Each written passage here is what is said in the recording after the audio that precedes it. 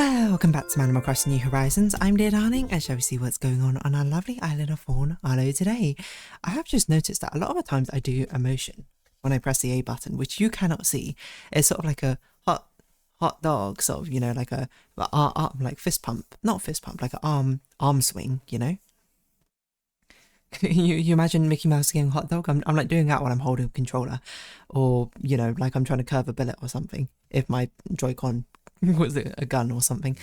Anyway, hello everyone. Right now in Fawnhallow, 6:22 p.m. on Wednesday, April 22nd, 2026. Oh, happy birthday, Phoebe. You may or may not be glad to know that I have finished the tip to tip, the second adventure that I had. If you don't know what on earth I'm talking about, this is two YouTubers, Ludwig and Michael Reeves, who basically travelled from one of the most southern points of China to one of the most northern points of China, with no maps, no phones, only just asking locals essentially and going by smaller roads. It was recommended to me by a friend. I'm not really much of a person who watches iRobot content, so I don't really know much about it, but it was recommended to me. If you don't know, I am Chinese, and I was like, maybe I'll watch it, maybe I won't, and then on a whim I ended up watching it because I wanted something to just basically put on in the background. And then I thought I just erased the design button. I was about to cry. I watched like the first couple of episodes and I was like, whoa, like the first episode I was like, this seems kind of interesting, and then the next couple of episodes I was like, whoa, this seems pretty good. So I watched it over the course of 5 days, I think I started like on Friday. Cool, but I'm not too sure off the top of my head. Where am I going? I'm going to Phoebe's house. Oh no, you're not at Phoebe's house. And yeah, honestly, it was a really great time watching it. I'm not going to pretend I'm going to have some in-depth analysis. I'm sure there's people out there much more qualified than I am because, well, I am Chinese and I've been to China. I've not been to most of the places that they've been to. You know, I've not experienced it. A lot of what I've experienced is Beijing, which is, you know, the capital of China. So that in itself is kind of like what most people experience as well. Like that, Shanghai, you know, other big cities, of course. Does it, now first question, does it make me want to do something like that? Absolutely not. Well, to a certain degree, it makes me admire the confidence. Like, I feel like I would never do that for a country that I didn't know the language of. Like, I cannot imagine. Like, I can appreciate the challenge, but I definitely don't have that level of confidence to just go up to people. Well, I don't mind going up to people and asking, you know, things like directions or asking for help or things like that. A lot of the times I want to try and do it myself. Necessarily. I'm sure that's more, rather than anxiety, more like a point of pride, whereas it's like I feel like I should be able to do this myself. So, which is definitely a recurring problem for me sometimes. But you don't learn unless you challenge yourself. Is how I say things. But also, I cannot imagine doing it in a language I barely learn. You know. To be fair, we've done it for Japan as well, and I've just started watching the first episode or so of the Japanese one they're doing, and it's already off to a significantly better start, where the Japanese is not like great, but the Japanese is understandable, like enough to get the gist of things. With Mandarin, like their Mandarin is basically unintelligible. Because Mandarin's a tonal language, and it's very, very clear they can understand basically nothing of what is said to them in return. And it's just like, but to be fair, they get like significantly better, like to an impressive degree.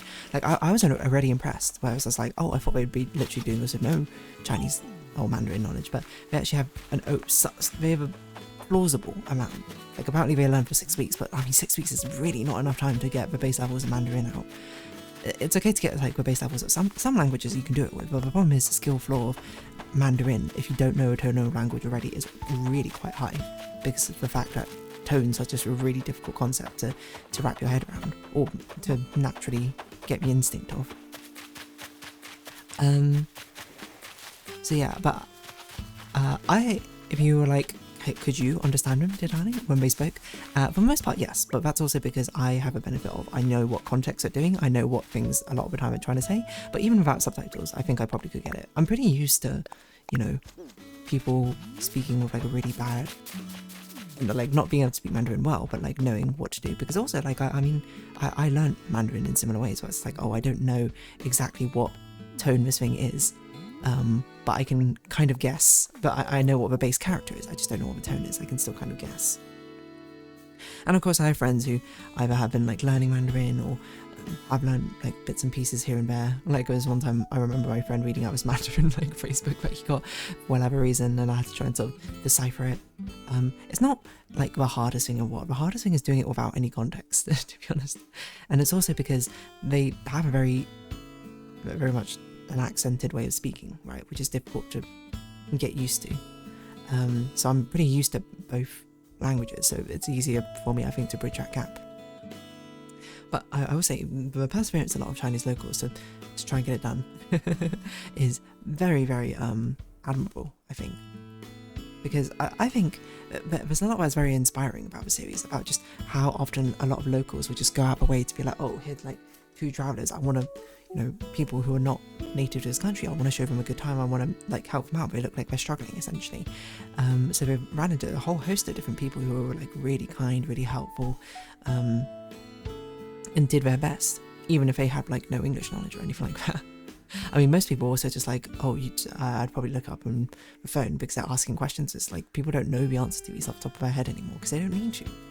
There's literally phones to do this now. But yeah, I mean, I feel like there definitely is a certain level of enjoyment you get from it, from knowing Mandarin while watching a series, because you can actually appreciate like how different what they're saying is. Like, because I can tell you now, the Japanese, it's mostly understandable. It's not good. Like, they don't sound like they can natively speak Japanese at all, but they can sound like they've learned a phrase book or something, right? And they've got these somewhat phrases, and actually it seems like we can kind of pick up on vocab and sentences. But Mandarin is genuinely just completely crazy. Like, it's so far removed from what they're intending to say a lot of the time. Like, I mean, and the ongoing joke we have, well, not joke is not really right word, but the ongoing thing is them trying to basically get the word for hotel, because they haven't booked anything, we don't know where that end up, they need to book a hotel basically in the town everywhere they go. And the word for hotel in Mandarin is 酒店, which literally means like alcohol store. Why is it called that? I'm not sure historically why. I guess alcohol stores used to be what the hotels were or something. But the thing is with Mandarin, if you say the tones slightly differently, it can sound like something else. Which makes it very, very difficult, because 九点 can also sound very, very similar to 九点, which means 9 o'clock, which is also a really, really common phrase, right?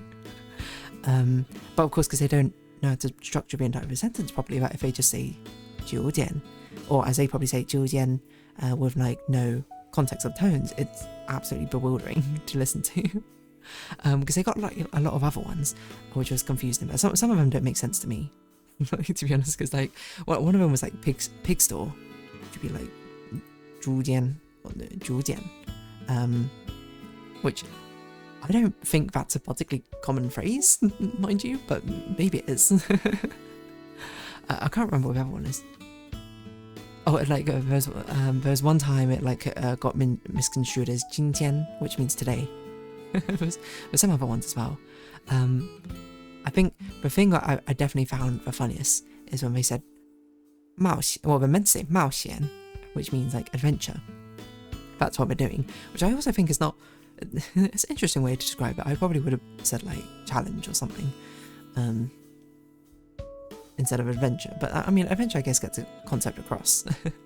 But they kept going 冒险, I think. Was it? No, 冒险, which means, well, they translate it as cat line in the subtitles, which is totally fair. Like I think line is a fair translation of 线. But I will say it's not like line as in like draw out straight line. It's like cable line, like wire. At least that's what I think of it. Maybe that's not. You know, let's get translate open. Because in my mind, 线 means like a cable or wire most of the time.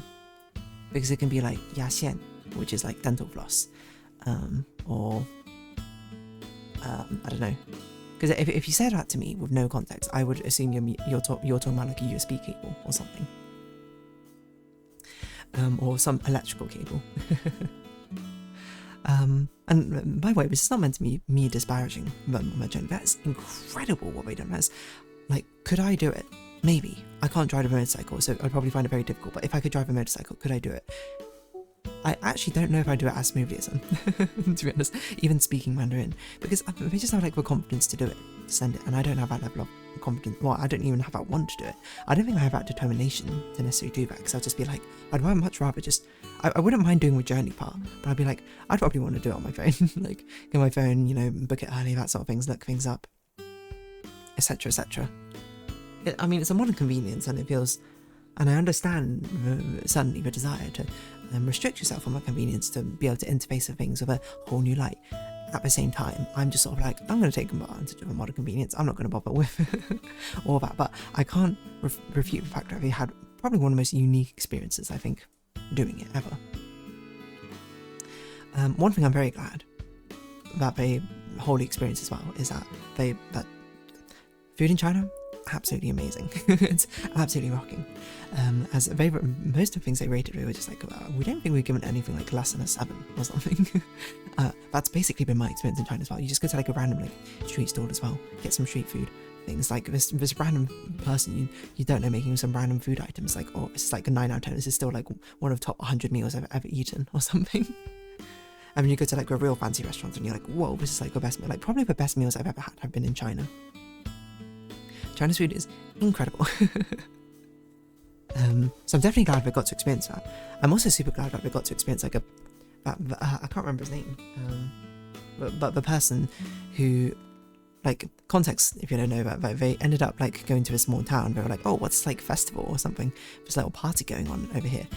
It was a funeral, which obviously they didn't know because they didn't know what the word for funeral was. But the person who was a relative of, you know, who was like the mayor of a town or something, was extremely nice, like super hospitable, like understood that they didn't know what was going on, didn't even tell them it was a funeral to like bum them out or anything, and just invited them to his home to like, and cooked for them and gave them a meal. And it was like, that's it, you know. it's just the kindness of strangers, which I think is very representative and very got to experience as well, especially because China's, I think, got a very reputation for being the people are very direct and very blunt, which you can see for a lot of the times everybody's just sort of called it out, just being like, why are you doing this? A sort of way. But they're sort of blunt, and it's like not meant to be in a rude way, if that makes sense. Which is, you know, your mileage may vary, I think, depending on how much that appeals to you. Or how much you like that, but that's always been my interpretation of a general culture. But yeah, I mean, I think it must be very true for so many different countries as well. Who have that sort of same level of hospitality, and it's genuinely just really cool to see the entire journey. Definitely something which I will live vicariously through watching them and will not do. Like, I can see a future in which I do some sort of travel based thing. Like, because honestly, I think motorbikes are kind of cool. If it weren't for the fact that motorbikes have just an insanely high like accident and fatality rate compared to regular cars, I would actually consider learning to ride a motorbike. But I don't think I can do that in good faith, and also care about my safety at the same time, you know. I'm not saying if you do or you don't, I understand it's a risk, but I'm just saying that's not a risk I'm willing to take. But yeah, it's a sort of thing where it's like, I don't think I would ever do something like that, but I can very much appreciate it and see how cool and fun an adventure is. It'd be like, if there were things which change, like, I wouldn't mind doing like a whole travel thing, I mean, I did that before, like I did a holiday with my friends in like a caravan, like an RV van. That I'm much more for. I would say with the asterisk that I don't know how to drive, so I can't really contribute to the driving portion of it, which does make me feel like, ugh, I should learn how to drive so I can do this, which I've still yet to do, so much for that motivation. But it's the sort of thing where it's like, oh yeah, it's really cool to see what experiences you can have, like, because we're avoiding a lot of the big cities as well, and it's like, oh, there's a lot of these like small towns which I've never even like been to, or like I have no idea what they're like, and they're visiting and they get to experience as well. I would say they probably should go back and also experience like Beijing, Shanghai, and all the big cities, because I mean, there's a reason they're the tourist spots. They're kind of cool, mind you. But I'm not going to take away the fact they had a very unique experience as well. And that seems to be like, there seems to be really positive reception about the entire thing that they've been doing. So yeah, I don't know. It's just kind of cool to see. I'm trying to think of what other like small little details are kind of amusing to listen to. I think like being able to know Mandarin as well is a lot easier to also understand the natives' like reactions, like because you can, human emotions are quite a global thing, you know, smiling, laughing, etc., etc., being able to read emotions in that way. But like the way they phrase things, or the tone that they have, it's very easy to sort of understand exactly what the vibe kind of is as well. Like when someone's absolutely freaking out because it's like, oh, I'm speaking English to them, or when someone's being pretty cold or being like, what's going on? At the same time, I think adds a different layer to it, but it's not like you're missing that much, to be honest. The translation teams also did a crazy job. The thing I am most impressed by, as I understand it, is that basically these episodes were like edited and released like live, essentially, or like with 1 or 2 days delay. That is insane, that production sort of value.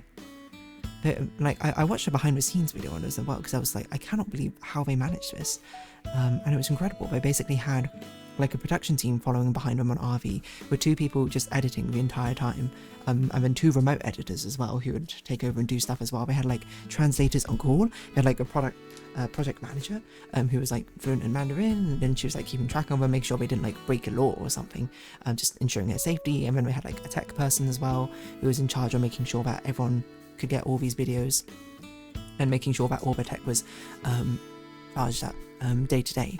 And you might be like, oh, maybe it ruins the magic a bit with that. They had a whole team following them, and I'm like, no, I think that's incredible, because I looked at it and I was like, this must be an incredible amount of work that goes into it, and it genuinely was, because I was trying to predict like what they did to do it, and I was like, okay, you definitely need like someone, like I think you need a whole editing, like I predicted, I was like, you need a whole editing team themselves. I didn't realize there was actually someone in the editing team following them. I thought they would all be remote or something.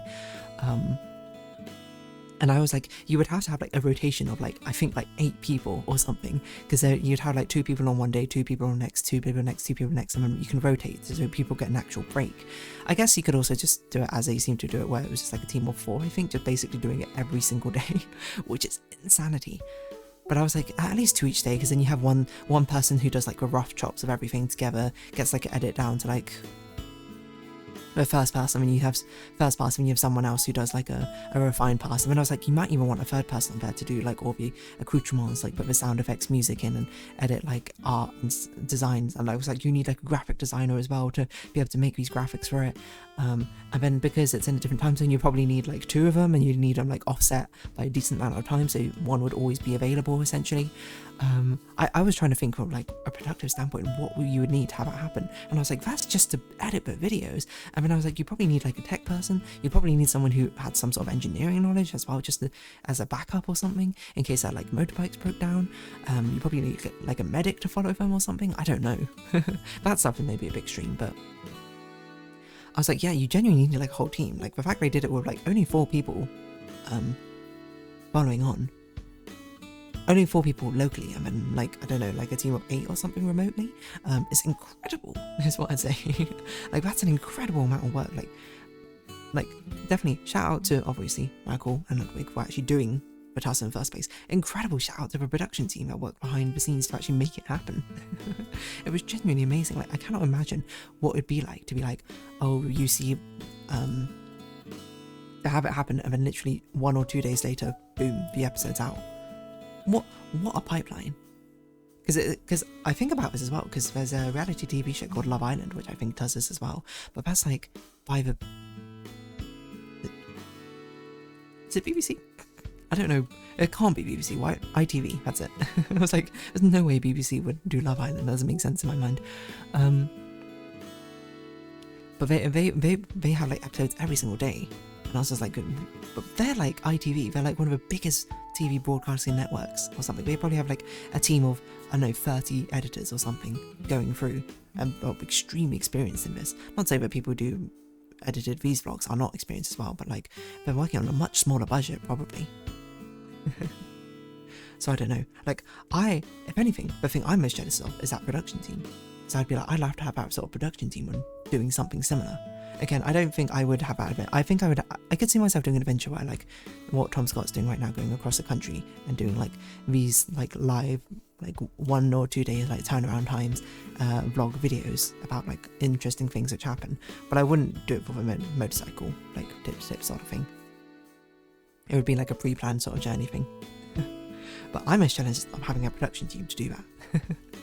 Anyway, I'm going to continue watching the Japanese one and we'll see how different it is, to be honest. But yeah, genuinely, very, very cool idea, very, very cool project, and I'm glad I made it in the end and seemed to make some really great memories.